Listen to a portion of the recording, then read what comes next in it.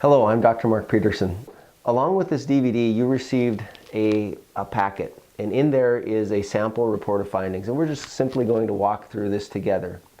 On there, for example, if you look, this is for Jane Doe, and Jane Doe came in with her main health concerns were acid reflux. She had had that over 20 years and had had multiple medications for it, had had scopes showing that there were polyps on the stomach lining. She was complaining of allergies and loose bowels, bowel movements up to 3 times per day, headaches twice per week, and her menstrual cycle was occurring 2 times a month instead of 1. When we did the evaluation with Jane and went through her history, we found that she was on currently 4 medications, and I always have patients write down your goals. And if you remember through that thick intake packet that you had to fill out, we asked you, what are your goals? Because we're going to design a clinically specific healthcare plan for you to hit those goals. We want to make sure that we're moving towards the marks that you want to hit. The first thing we want to check through is what's called the heart rate variability test. Now in the office, you'll remember that in room 12, we put that band around your chest and connected you to the computer. And what we were measuring there is your heart rate variability, or more specifically, your autonomic nervous system, which is the part of your body, the part of your nervous system that regulates and coordinates the internal functions. At the very back of your report, if you flip to the last page, you'll see a graph printout. And on this graph here, it says current physical fitness level. I do not like the title of that. What this is actually measuring is your autonomic nervous system, or your ANS. With the autonomic nervous system regulation, this is a baseline on a scale of 1 to 13. 1 is ideal, 13 is the worst. This patient scored out at an 11. When we meet next time, we'll look at what your regulation level is. Where is your baseline regulating? Ideally, this person needs to move to at least a 5. If we are able to better regulate, we're better able to heal the systems in our body. So that's the heart rate variability. In the next section you'll see is the metabolic assessment forms. These are the sections where you filled out the 0s, 1s, 2s, and 3s, and it gives us a lot of information into the different systems of the body that might need nutritional support. This person had digestive indications. They had indications of both hypoglycemia and insulin resistance, and that's one that I commonly find in people with health challenges. Normally, ideally, our blood sugar should be between 85 and 99. It's a relatively narrow range that our autonomic nervous system tries to maintain.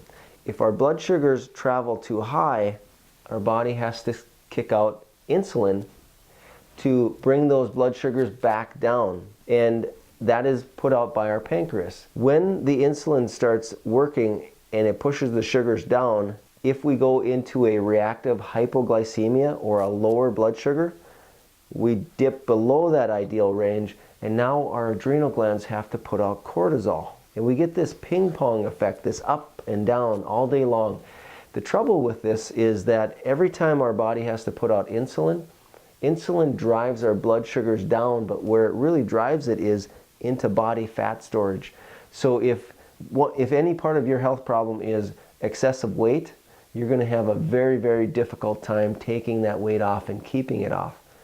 Every time our insulin works and our blood sugars start to drop, we naturally become hungry. So we reach for something to eat. If our blood sugars dip too low, the adrenals now pump out cortisol. Cortisol is a stress hormone. And if it's only utilized here or there at times, that's exactly the way the body should use cortisol. The problem is, with adrenals having to constantly and repeatedly push out cortisol, that is breaking down the tissues in our body. So this person had both insulin resistance and hypoglycemia. They're bumping up and down, and right up here you can see that they were definitely carrying excess weight. They had tried several different weight loss programs. The next indicator that showed up on the assessment form was adrenal fatigue. Goes hand in hand with the low cortisol episodes. But also what I often stress to patients is that our adrenal glands, they are our stress glands. They are the first ones to respond in a stressful event, but they also have a strong control over our sleep-wake cycles. So for the patient who is having trouble either falling asleep or staying asleep, waking up multiple times, waking up earlier than they want to or would like to, that is largely adrenal gland based.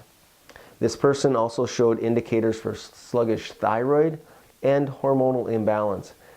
If you flip the page, you'll see the list of active reflex points. Now the reflex points were those acupressure points that we tested on your body, and we tested your muscle reflex response. In my office, this is where East meets West. Eastern medicine is Chinese energy meridians, acupressure points, and we use those to glean information from the body to help us develop a specific nutritional program for you, for the patient. This patient had acupressure points of small intestine, stomach, liver, thyroid, large intestine, kidney, uterus, and ovaries.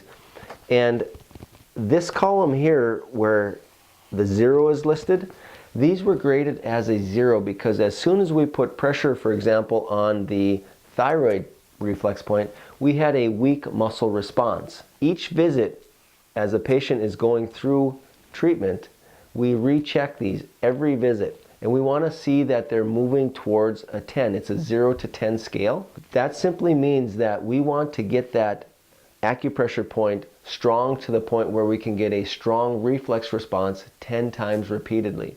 Visit to visit, this is our tracking system to see, is your body improving? Over here is listed out the health challenge. What was bothering that acupressure point? For example, in this patient, their small intestine was at the top of the list. They had food sensitivities and a need for gut lining repair. And I'll explain that in a second. But Western medicine is looking at lab work. What do the labs tell us? And we blend that together with the information we can glean from the acupressure points. East meets West. If you flip the page, we'll talk a little bit more in depth about the food sensitivity testing. Keep in mind, we work from a foundation that the body is able to repair, and it uses the nutrients largely from the foods that we're eating to do that repair. We tested through these 18 different groupings of foods. She tested reactive to all 18. What this means is that this patient has a leaky gut.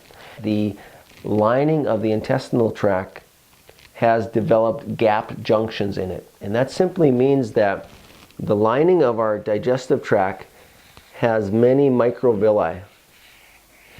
And for example, a protein has many amino acids linked together. And as the digestion occurs in our stomach and our small intestine and then is absorbed, each of these should be cleaved or broken apart and then individually absorbed into the body. The trouble with a leaky gut is that these junctions, both here and here, have broken down. And now particles, usually proteins that are incompletely digested, get absorbed in total. And what happens is the immune system, once it gets in here, it reacts almost as if it were a bacteria or a virus. And it attacks it and it creates an inflammatory response which damages this whole area. So that's what food sensitivities actually are. It's not about never ever eating these foods again.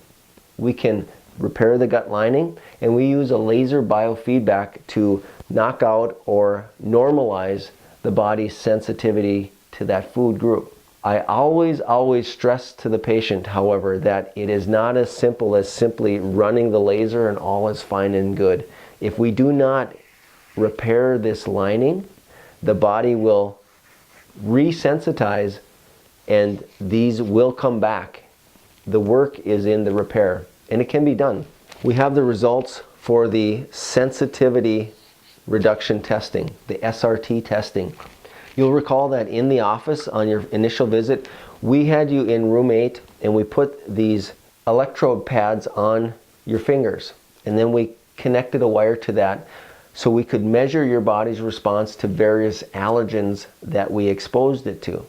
And the way we exposed your body to those allergens is we clipped a device to your shirt collar, and that device output a digital signal that mimicked the allergy group that we wanted to test. So in effect, your body thought that it was being exposed to that, and we tested through various environmental allergens, a lot of animal danders, a lot of tree and flower and grass pollens, a lot of just general, wanted to get a general overview of what your body was maybe reacting to. Again, in your handout, if you go to the page second to the last, here's an example.